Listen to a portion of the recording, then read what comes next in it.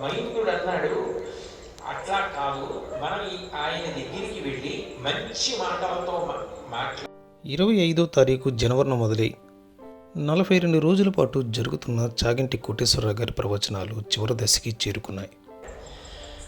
అంటే హనుమ వంక చూశారు రామచంద్రమూర్తి. హనుమ లేచి మాట్లాడుతూ, రామ, మీరే బుద్ధిలో బృహస్పతి, పరమధర్మాత్మలు, మీకు తెలియని శాస్త్రం లేదు, అయినా మీరు నన్ను చెప్పమని అన్నప్పుడు నేను లేచి చెప్పకపోవడం మర్యాద కాదు, అందుకని చెప్తున్నాను. నాకు ముందు మాట్లాడిన వాళ్ళు అనేక విషయములను ప్రతిపాదన చేశారు. ఇప్పటి వరకు వెళ్ళని వారు చూడని వారు త్వరపడండి.